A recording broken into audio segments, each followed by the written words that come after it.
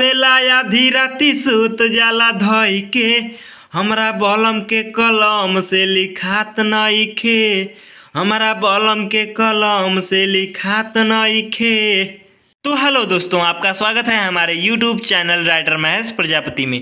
तो दोस्तों, आज हम एक न्यू ट्रैक लोकगीत सॉन्ग लेकर आए हैं जो काफ़ी अच्छा मैटर है, मार्केट में बजने वाला मैटर है। तो चलिए स्टार्ट करते हैं बिना समय गवाए मुखड़े के साथ।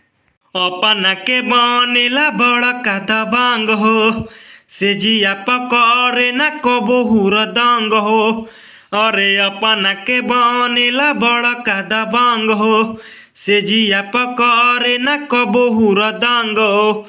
आवेला आधी राती सूत जाला धई के, हमरा बलम के कलम से लिखात नइखे, हमारा बलम के कलम से लिखात नइखे। दोस्तों, जिस भाई को ये फुल सॉन्ग चाहिए वो हमसे संपर्क कर सकता है। हमारा नंबर चैनल के डिस्क्रिप्शन बॉक्स में दिया हुआ है।